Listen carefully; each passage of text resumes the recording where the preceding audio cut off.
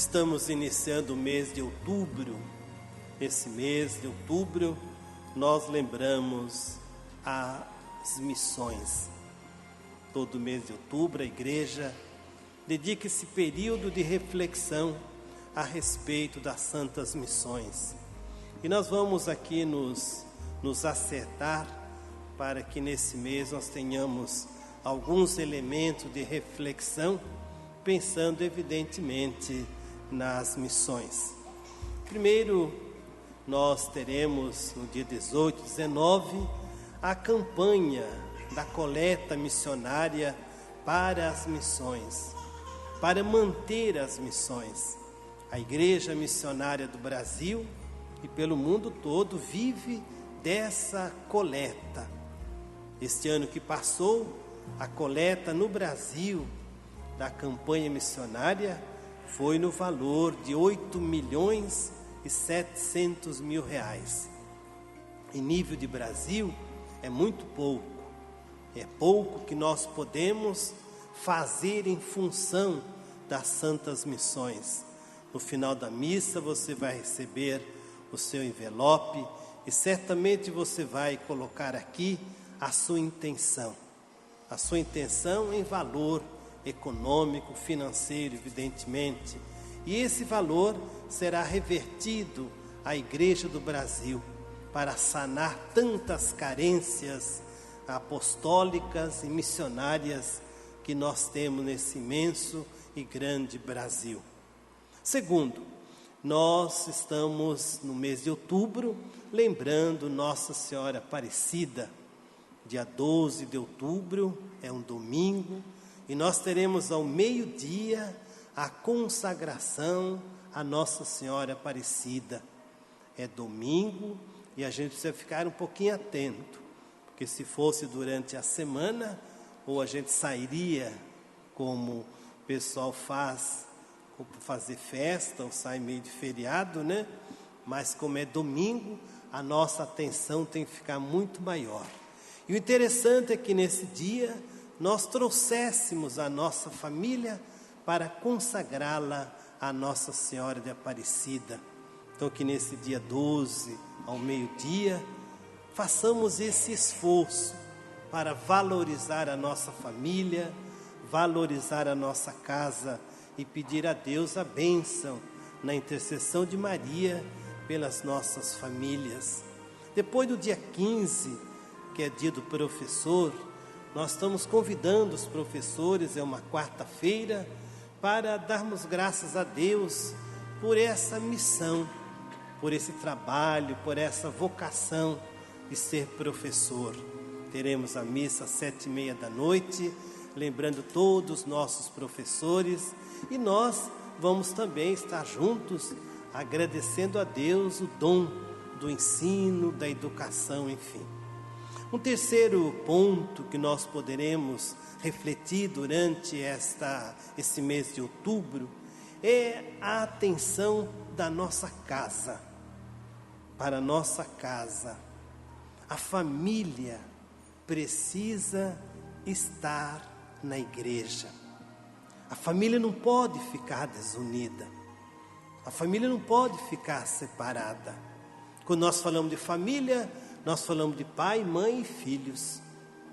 O ideal de igreja é que nós tenhamos a família na igreja. Família.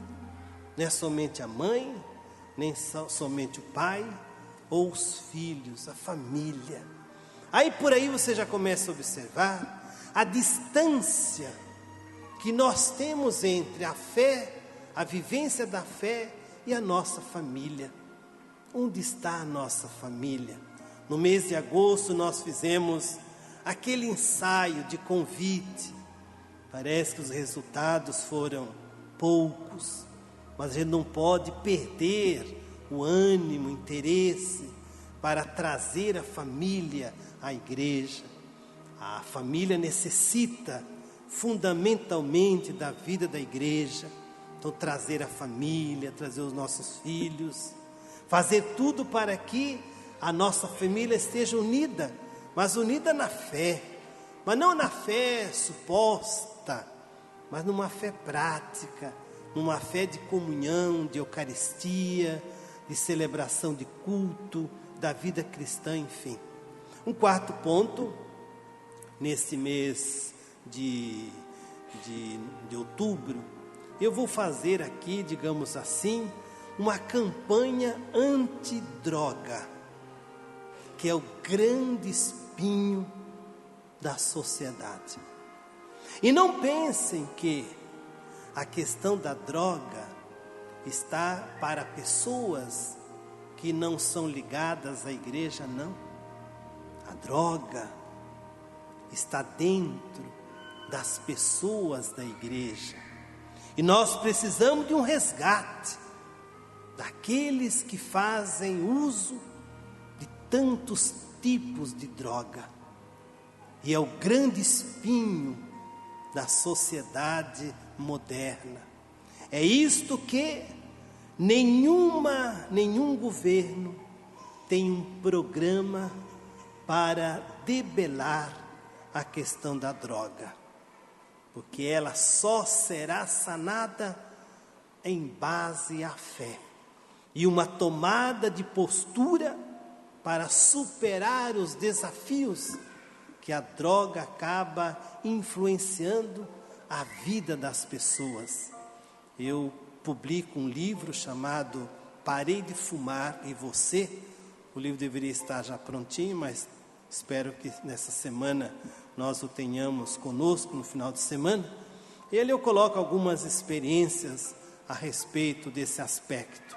E falando de droga, nós falamos de uma campanha antifumo. Você que está aqui na Assembleia, você fuma. Que tal começar a parar de fumar? Aliás, começar de parar não. Tem que decidir parar. Que o fumo, o tabaco, não traz nenhum benefício para ninguém. Outro grande vício que é muito comum é o beber, é a bebida. Você que bebe exageradamente, não estou falando daquele copinho de cerveja, não, daquele cálice de vinho. Você que bebe um pouquinho demais, fica muito alegre. Não vou nem dizer que a gente enche a cara, é ficar bêbado. Mas como um cristão da igreja, vai ser um bebum, um beberrão? Não pode. Como nós vamos conviver com isso? Esse é um desafio missionário, que nós temos que colocar isso dentro do nosso esquema de serviço.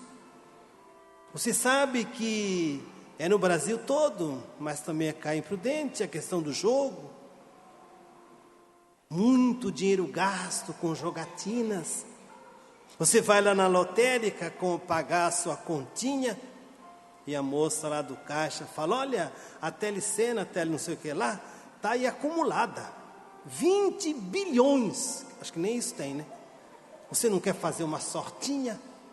E você, induzido em ganhar dinheiro fácil. Irmão, ninguém ganha dinheiro fácil, só político. Nenhum trabalhador ganha dinheiro fácil, a não ser que você mude de religião e entre nessas igrejas por aí que você fica rico de um dia para o outro. Em parênteses, esse dia eu vi um programa de crente, umas coisas impressionantes, né? O pastor estava pregando e tal, pastor de Prudente, né? Não vou falar o nome não. Aí ele falou assim que ele assistiu o cara que o carro dele pegou fogo, acabou com o carro. E esse pastor passou na hora e falou: em nome de Jesus, o seu carro será restituído. E no outro dia o irmão estava lá na igreja dando testemunho que ele comprou um carro novo. Aleluia. Ponto final, né? Isso para quem vive numa perrenga desgraçada é um colírio. Então a gente precisa cuidar. Você sabe que em Prudente tem muito jogo de como chama? Não é cassino não, como chama aquele negócio? Bingo, né? Os bingos são proibidos, mas tem o clandestino. E tem muita gente lá de Machado que vai jogar, viu? E é da igreja. Então cuidado, né? Porque você vicia. Outra coisa que é muito comum é católico no bar. Católico não tem nada que fazer no bar. Bar não é lugar de católico. E aí nós falamos das outras drogas pesadas, né? A maconha, o traque, cocaína e assim por diante. Que é o grande desafio desse mundo que ninguém tem solução. E somente a fé poderá resolver esse grande impasse que está detonando as casas, detonando as famílias. Outro grande droga que está solta por aí é o sexo. Sexo sem limite, sexo desenfreado, haja vista pornografia, tão fácil.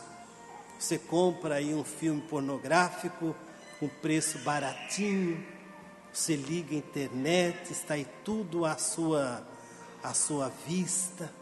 Então, enfim, essas drogas, nós temos que pensar ou repensar essa questão na nossa igreja, na nossa comunidade. Enfim, o evangelho de hoje e a palavra de Deus. O profeta Isaías, escrevendo no capítulo 5, ele mostrando ao povo que Deus ele cuida de nós de uma forma tão espetacular, porque só Deus cuida bem de nós. E Deus cuida mais do que o nosso pai, do que a nossa mãe.